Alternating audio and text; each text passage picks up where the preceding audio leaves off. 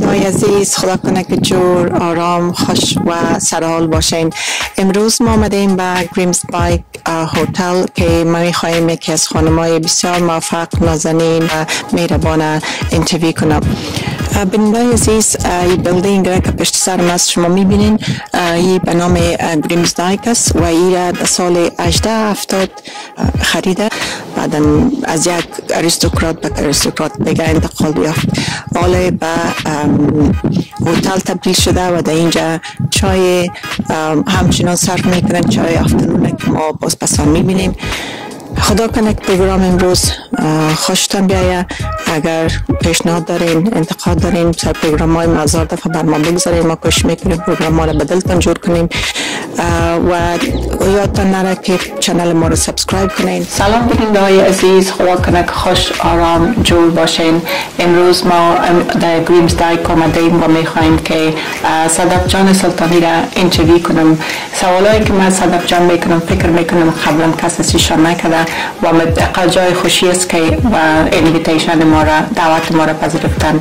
بسیار زیاد خوش آمدین صدف جان قند به پروگرام ما و یک بلام تشکر که بر ما وقت دادین و خدا کنه که ما خسته نشین. سوالای ما را آزرده نسازه و خاطرات بعد یادتان نبره. زنده باشین. تشکر خانم سحر از این که مرا دعوت کردین، افتخار بخشیدین، یک جهان سپاس و به ما یک چند لحظه که تعامل بودیم بسیار خوش گذشت و امیدوار هستیم که خاطرات همیشه به ذهن به می خوبی بمانه. خدا کنه. بسیار زیاد تشکر از وقتتان.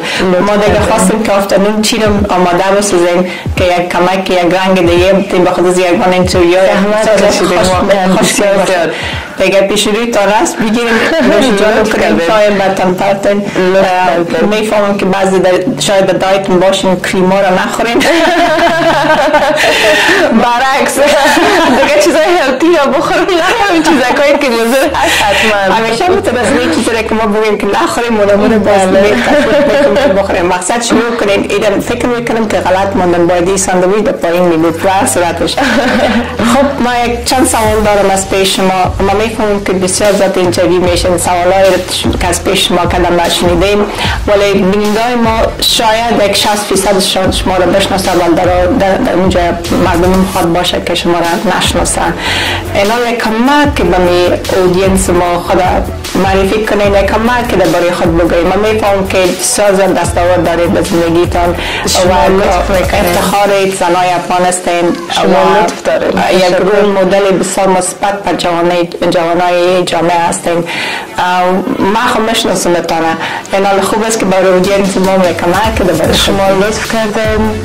یک جهان سپاس. دوست عزیز صدف سلطانی هستم، عضو کوچک جامعه افغانی و به سوشل میدیا کمک فعالیت دارم و بغیر از اون وومنز اکتیویست هستم و هیومانیتریان اکتیویست هستم. فکرم قرار کافی باشه. آنی کشما زیاده روی از خود آن بسیار راضی نباشم.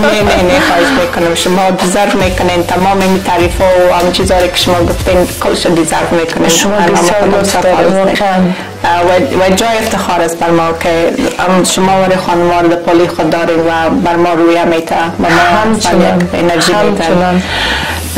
سوال اول ما است که نظر شما چی است که برای خانم که یک دستاورد زندگی خود داشته باشه، یا بیزنس وومن باشه، یا یک استاد باشه، یک معلم باشه، یا دستاورد یک خانمی باشه که اولادای خوبم تربیت کرده باشه، چی است؟ چی کنتریبیوت میکنه برای این؟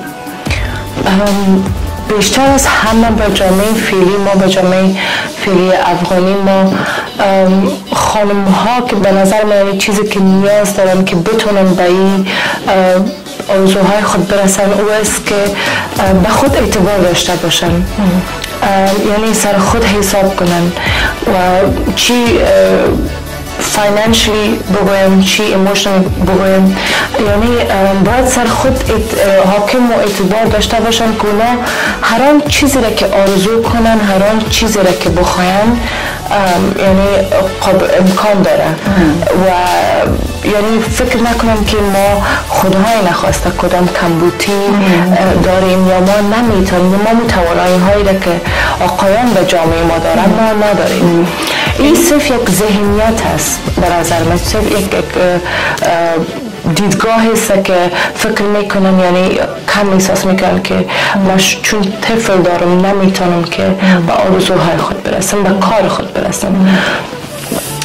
گرچه ما به وایست میبینیم که تمام خانم‌هایی که کار میکنن مثلا مادران موفق هم هستن، بغیر از اینکه کار میکنن یا بزنس دارن یا اکتینگ میکنن، یا مادرای بسیار خوب هستن، خانم‌های بسیار خوب هستن، مثل شما خانم شهر مادر موفق، خانم موفق و به زندگی بزنس تانم هم نام خدا می درخشند، شما لطف میکنید بزنس ما بسیار آغاز کار است، ولی گفته شما اعتماد به نفس بسیار زیاد مهم است. نه تنها امی که ما خانم ها باید با همدیگر همدست باشیم و بگزاریم که همدیگر بیشتر کمک و تشویق کنیم، چون به جامعه فعلی ما بسیار زیاد مشکل است. حتی ما خود ما کمک که اگر از نگاه شخصی بودیم ججمنتال هستیم، زود قضاوت میکنیم، زود یعنی اقلا حمایت که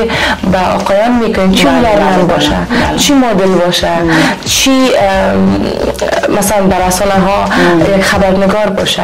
اما اگر او خانم باشه همیشه دیدگاه مختلفی به مردم داشته می باشه. من صرف میخوام که یک جامعه بسیار نرمال داشته باشیم، جایی که خانم ها بتونن بدرخشن. بله بسیار خوب گفتین. و اینی سوال گفتیم جواب که شما دادین که اعتماد به نفس داشته باشن، اعتماد به نفس بعض اوقات جامعه کسایی که به جامعه هستن از پیش نقص میکنن، چون میگیرن اون باریری که وجود داره و نمو تاثیرات را که بالای اعتماد نفس زن میکند چی خواهد باشه؟ به جامعه فعلی که ما داریم خانم ها هر روز پر و بالشان قطع میشه، هر روز روحیشان کشته میشه و نه تنها به افغانستان، به اروپا، به لندن که ما زندگی میکنیم ما بسیار خانم های را میشناسم و بسیار گروپ های است که امروزشان به تماس هستم و از هر نوع میخوایم که امروزشان به تماس باشم و کمک کنیم تا جایی که حد و توان دارم. خانم ها ابیوز میشن. خانم ها مثلا اگر بخواین که تا حدی که یک کورس بخوانن، زبان بخوانن، یعنی نمیتونن که از حق و حقوق خود دفاع کنن. اما اگر قرار است که ما به این جامعه فعلی 21st century به چیزایی که بسیار عادی است، به چیزایی که بسیار نرمال است ما بجنگیم، پس درست است از این حال می جنگیم. تو هیچ وقت یعنی چون هیچ وقت مایل از هر وقت بگیریم تازه است. اما دیدگاه من نیست که خانم باید سر خود حساب کنن، چون این فکر نکنن که ما امروز چی را میکشیم و مثلا توهین تقلیلی که من مثلا به سوشال میدیا میشم من هیچ وقت به ذهن خود ندارم، اما این به ذهن من 100% میاد که جنریشن بعدی ما که میاد اونا از این اکسپیرینس ها، از این چیزهایی که ما گذاشتیم نگذرن. طبعا من خانم هستم، میخوایم که اولاد داشته باشم بنده. من نمیخوایم که دختر خودم از نورمز یا از تبوز سوسایتی که من خودم گذاشتیم اون بگذره. من میخوایم که یک جامعه روشن با آینده ما داشته باشیم، نه که چیزهایی را که خدا نخواسته ما گذاشتن دیم یا مادرای ما گذاشتن به این جامعه اونا همین رو دوباره تکرار کنن. خب این مرا سوال دیگه میبره که گفتیم که سر زنها فشار میرن، از اون فشارهایی که به حساب نه تنها در اینجا بلکه در افغانستان نه تنها به جامعه افغانا ای تعلق میگیره بلکه به جامعه خود انگلیس ها همچنان تعلق میگیره که او ارتباط میگیره که دومستیک وایلنس است. و اینال شما چی نصیحت به او خانمایی که با وجود از اینکه نمی زندگی را طی میکنن، با وجود از اینکه نمی مشکلات سرشان یا شوهرشان یا برادرشان یا فامیلشان میرن چی کنن؟ هیچ وقت به نظر من دیر نیست که انسان بخواه یک تصمیم جدی به زندگیش بگیره. ما از تو جای زندگی خود عبور کردیم که تصمیم‌های بسیار مشکل را روبرو شدیم. هیچ تصمیم آسان نیست، هیچ تغییرات آسان نیست. اگر اراده قوی باشه منزل آسان است. هر نوع اراده که من از تجربه شخصی خود یعنی میگم که زندگی چالش های زیاد خود داره، اما اگر قرار است که ما به زندگی تسلیم شویم پس زندگی نمیشه. اما اگر واقعا چیز را بخوایم که یک تغییرات مثبت به جامعه خود بیاریم، یک تغییرات بیاریم به جامعه خود که از او شما ناراضی هستین، ما تغییراتی را که کوشش میکنیم که به جامعه افغانی بیاریم تغییرات است که ما خودم از او ضربه دیدیم، ما خودم از او رنج بردیم. پس من نمیخوایم که جنریشن بعدی ما امی رنج ببرن. ما میخوایم که امو تغییرات یک ما جامعه خود ببینیم، ما امو تغییرات خودم باشم. بله. و شما هم یک وقت تا نگرفت که مبارزه کنین پیش از اینکه برسین، نمیتونست یعنی باید امو مسائل از رایتان دور کنین، بخاطر از که مردم زیاد چیزا را یا کمیونیتی یا فامیل یا ام سفر که به زندگی زنا می داشته باشه یک مانعی را برتان میکنه که پیش نرین و یاری نمیبینن که پیش رفتن خانم پیش رفتن امو فامیل هم است، اونم پارتنرم که به زندگیشان است. ولی شما همیشه مبارزه کنین و این خودش به حساب بر شما معلوم میشه که اینجا استاپ نمیکنه. همین مبارزه که شما گفتین خانم سحر، ما گفتنم که از این 16 سالگی به بعد فعلا هم تا همین لحظه هم یعنی توهین تحقیری که به سوشال میدیا میشه خانم ها ادامه داره. توهین تحقیری که آدم از جامعه‌ای که زندگی میکنه حتی با کسایی که رفت آمد داره، یعنی بسیار سخت است و جامعه فعلی ما فکر کنیم که ما داریم.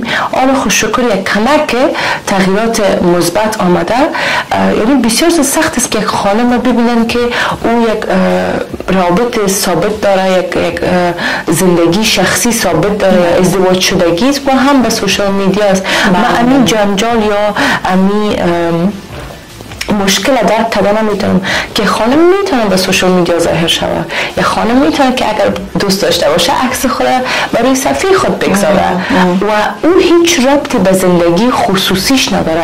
مانند هر کار دیگه، مدلینگ، اینفلوئنسر، خانمایی که در حق و حقوق خانم‌ها صحبت میکنن، اونا یک زندگی شخصی خود داره.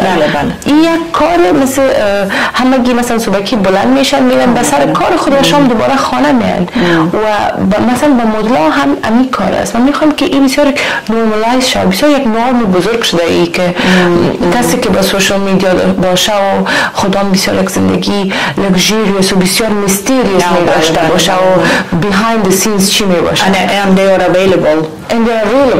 They're public property. part of the furniture. برای من حق دارم که بگویم نه اینجوری به خود اجازه میدن.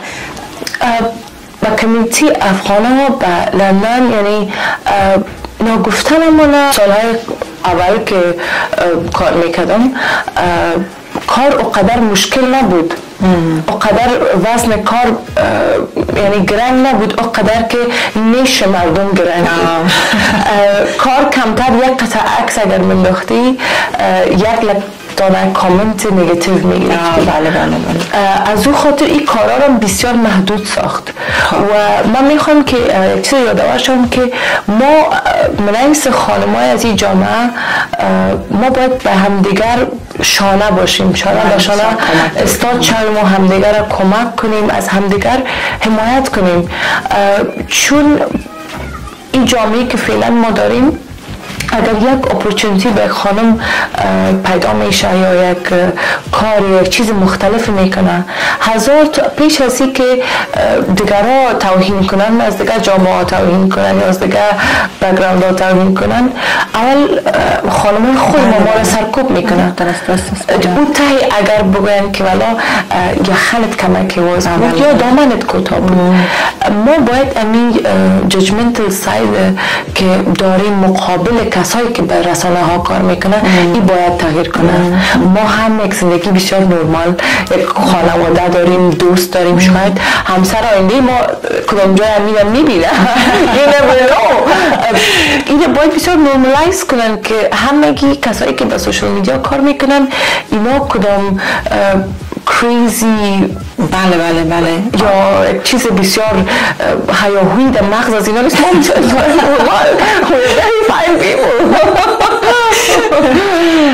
بله بسیار زیاد تشکر صدف جان از این جوابتان. یک سوال از اینجا من نوشته کردیم که اگر شما میخواین که یک ادوایس بتین برای یک دختر جوان که میخواین که به سوشال میدیا بیاین، به نظر من بسیار زیاد مهم است که پیش از این که یک خانم یا یک دختر به رسانه حاضر شود یا بخواهد که به سوشال میدیا اکسپوز کنه خوده، تحصیل بسیار زیاد مهم است. من چون تحصیل خود اول تمام کردم و وقتی که دست و راست و چپ خود درست شناختم، وقتی که در جامعه کار کردم و مطمئن شدم که همین راهی است که من میخوایم و من میتونستم که از بسیار سن خورد، چون همیشه قلقلم از بسیار سن خورد داشتم و همیشه بعض وقتا با مادر جان ما صحبت میکنم که کاش مادر من میموندیم، من بسیار دوست داشتم بخوانم، میخواستم که هنرمند شم، کاش من میگذاشتی. اما هر چقدر که وقت میگذره من این احساس میکنم که من بسیار با وقت خوب زندگیم به رسانه ها ظاهر شدم. وقتی که من تحصیل خود خلاص کرده بودم، کار خود داشتم، باز اون وقت منیست یک هابی، منیست یک سرگرمی، خواستم که کارهایی را که دوست دارم پیش ببرم. اما برای لحظی که کارهایی را که دوست دارم پیش ببرم، من اول خودم مطمئن ساختم که من یک کاری داشته باشم که ما بتونم فامیل خود همگی را حداقل آسوده بتونم که زندگی کنم و اینکم خوبی داشته باشم. این بسیار مهم است، چون من زیاد دخترای جوان است که از مکان شاید خودتر باشن 6-7 سال مسیج میکنن که ما میخوایم که مثلا به شما مدلینگ کنیم یا لباسای بوتیک شما رو بپوشیم یا مثلا اگر به جای شما میرین ما رو هم بگویم که ما میخوایم به میشه اینا بریم.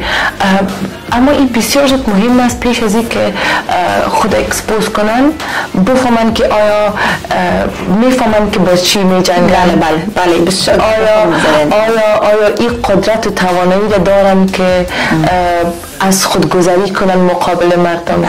یعنی بسیار سخت است. بعض وقتا آدم کامنت های مردم که به سوشال میدیا میخونه، میگی ای کاش خواهر میداشتی، ای کاش مادر میداشتی، که درک میکردی چقدر سخت است که خانم خود به سوشال میدیا از اینقدر توهین میکنی و آیا تو نمیفهمی که چقدر سر روحی از تاثیر میکنه.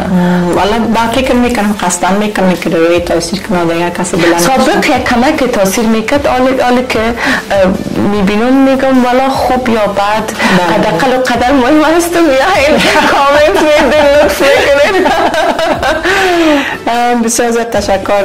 یک چیز رو میخواستم بگویم در قسمت اول که شما رو ترک کردین، بسیار مهم است اعتماد بالای نفس خود داشته باشن. فامیل هم بسیار زیاد رول داره که کمک کنن به حساب یعنی دختر تشویق کنن درس بخونه، کار کنه. بعضی فامیل هستن این زمینه را مساعد نمیکنه. یکی خود جامعه است به حساب در کشور افغانستان به طور مثال اونجا خود ارتباط میگیره که در کدام سطح هستند، در کدام منطقه هستند، به مکتب میرن، میتونن برن، مکتب وجود داره یا نداره. خب بعضی جاها هست که اصلا مکتب وجود نداره. یکی اون مسئله است. یکی مسئله ایزیسته که در اینجا همه چیز مساعد است، همه چیز مساعد است، ولی با وجود از وام یا رشد نمیکنن، با جای به هدف خود نمیتونن برسن. فکر میکنم که رول مادر، پدر، فامیل، اجتماعی که از زندگی میکنن یا کلوز فامیلایی که نزدیکشان همشونان کمک میکنه به اعتماد به خود داشته باشن؟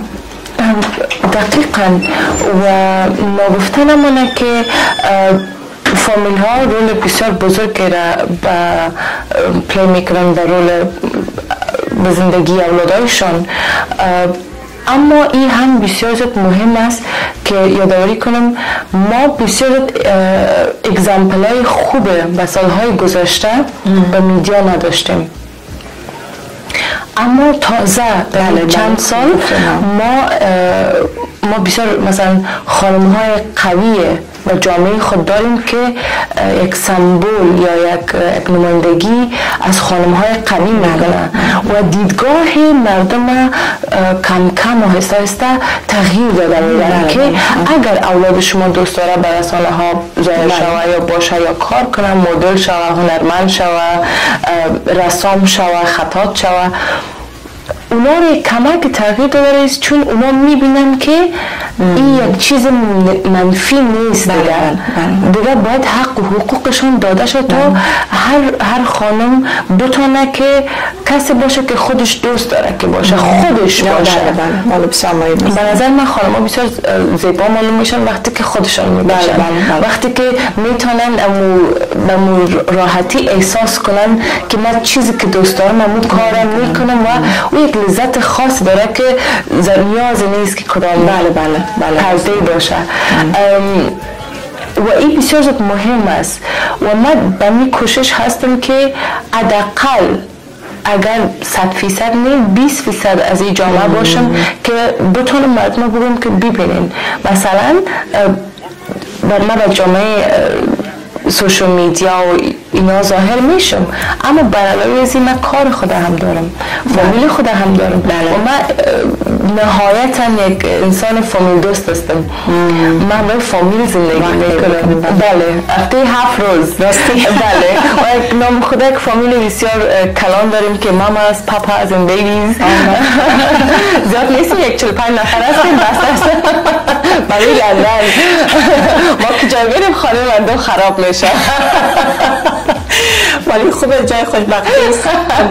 از ما تو گفتن نمیتونم، ولی خوب است که فامیل داره اینجا هستن و نزدیکتان هستن و آدم ضرورت داره فامیل یک کامیونیتی آنمون خودش کانفیدنت آدم میتونه برای فامیل. الحمدلله بسیار خوشبخت هستم که به همچون فامیلی بزرگ شدم که خانم ها همیشه حق و حقوق خود داشتن، فاینانشلی ایندیپندنت بودن، خانم ها بسیار قوی بودن و مادرم خودش اکتیویست بود و یعنی من بسیار زود وقتی که در بغل یک واریر بزرگ میشی پس دیگه ترس و هراس نمیباشه.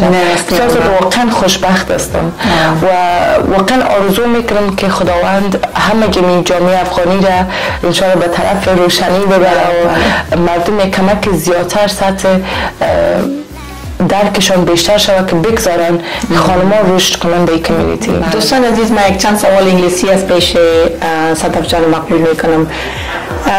Sadaf, I just wanted to ask you a couple of questions in English. Sure. Who is your role model in Afghan society or any other society? Well, tough question. There are many women out there that I look upon and I love and I respect them very much. But the one that has transformed my life, it would be my beautiful sister, Nadima Sahar. Okay. Yeah, an Afghan politician, and she has transformed my life. I mean, I can't go a day. And having said that, I want to be a role model myself, and I'm in the middle of building myself to be that role model for my next generation. And I think that's the reason why I'm here today discussing this topic, is I'm building me. I'm building my own empire. And this is for those women, for those girls that will come across on a stage in their life where they will need to get their strength from other source, and I want to be that source, because when I was going through a lot of stuff, a lot of tough situations in my life, and I needed somebody to sort of understand me, and where I was coming from, and why I was so different compared to all other girls who wanted to study, who wanted to do different things academically, and here I had done my education, and I was still looking for something else that I thought I lacked, that I needed to do, that I wanted to do, and I was completely bashed with society. But if somebody else, if anybody else in this society will go through that, I want to be that person there for them, and I want to hold their hand. Yeah, I really respect that, and I truly believe that this is something a lot of people need, that, and no one sacrificed themselves for that much, because you already do have influence on people, and you are out there, and that is sacrificing itself, and you contributing to the community already. And I do need, yes, a lot of young people need that, but especially in Afghan society, because there's so much oppression from different direction, and as you stand there saying, look at me, I achieved it, you can do it as well. And that's really good. And I just want to put a point across as well, that this is not only for becoming a model, this is not only for becoming a social media influencer, this is not about being an activist, this is about being the woman you want to be. Maybe you just want to be a doctor, and it's not possible for you, and you want somebody to help you. Maybe you just want to do something that's completely out of the normal thing that is normal for us, which is in West, people are very different, and they don't see it the way we see things. And if somebody wants to be a dancer, why not? I mean, we have to respect that in our society we need every sort of a person, but not to just misuse this. As in, I don't want the youngsters to kind of misuse this and be like, okay, she did this and I want to do this. As I have mentioned before, I did it at a point where I've done my education. I was smart enough to be able to be financially independent. I was emotionally in control of my life, and I was physically trained to protect myself. Not in an age where where I could just wake up at the end of the day emotionally unstable and financially unstable, and not being educated enough to do certain things. So I mean, to have that, to learn that, and to embrace who you are. And then, yes, sure, but I just don't want to put across this for the teenagers, and they'll be like, okay, she said something and I can go and do it, and misuse the wording. And I mean this with all my heart, and I mean it in a positive way. Political way. No, it's a really good point you're saying, is that be who you are, and you could be a good mother. You just want to bring up 2 children to be successful in their life, be it. If you want to be like that, why not? If you want to be just, a receptionist in some way, working in a very normal office, if that's what you want, that's okay. Absolutely. I mean, a few of my friends, they chose to be a hairdresser. And they were trolled for choosing that, and we have certain name callings, name shaming in our society, and I don't appreciate that. And I don't appreciate it. That's the kind of people I want to be there for. To support them and to support them. Yes, absolutely. I mean, you are already Sadaf Jan. You're already contributing. You're already a good role model. Role model in terms of, not in terms of people thinking about clothes and all that, but in terms of morally, ethically, you're supporting this. And it makes me super kind to interview people like you, and it's really honor. One more thing I wanted to say, question. I mean, already have talked about a little bit about it. In your view, is it important women to be independent? Which you mentioned a little bit. Maybe you can expand a little bit more. And if they are, if independency is important, why it's important, and what that means, independent. Sure. I think personally that if you are not financially independent as an Afghan woman, or as any woman actually, it will cost you your freedom. اگر قرار است که شما خودکفا نباشین آزادی خود از دست میتین، یعنی با قیمت آزادیتان تمام میشه. شما تا ابدا یعنی این لذت نمیبرین که چقدر مزه میته که بری کار کنی، زحمت بکشی و منتظر از این نباشی. من بایی باور هستم که من دو دست دارم، الحمدلله دو پای دارم، عین ذهن دارم، عین دو چشم دارم. نیازی نیست که من بخوایم برم از یک کسی دیگه تقاضا کنم که آرزوهای مرا برآورده کنه. اگر من منیس یک خانم آرزوهای خود و پاهای خود استاد شده نمیتونم و برآورده کردن نمیتونم، چرا من باید از یک انسان دیگه ای توقع داشته باشم؟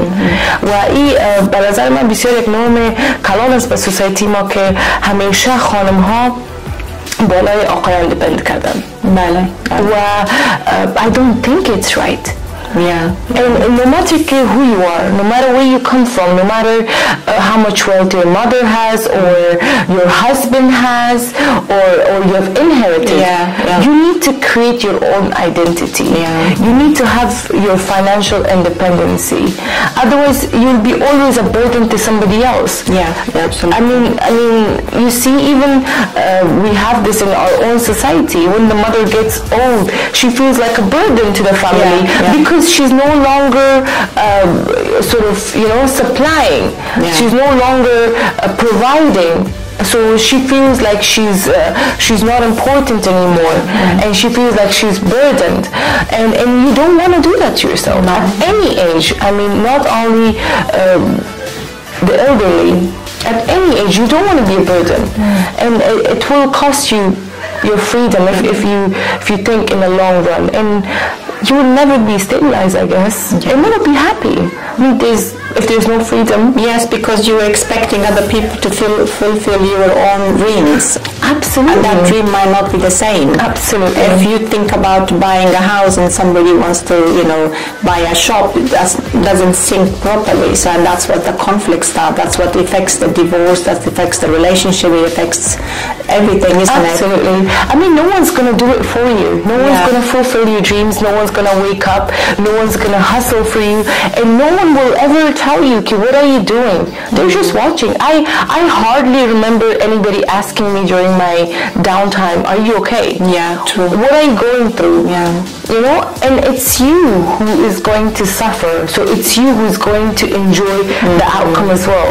So that's the reason why I tell many women that I meet, believe in yourself, believe in your dreams, no matter how small your dream is, no matter how, it's just a step.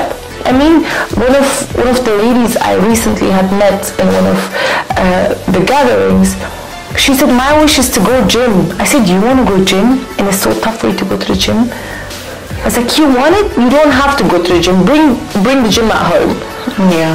Do it with YouTube. And then she laughed. She said, it's a great idea. I mean, sometimes all you need is a conversation. All you need is to be more supportive and understanding. We're all women. We come from different kind of backgrounds and different kind of families where one was very fortunate to have the support that she needed. And I am. And I would absolutely admit that.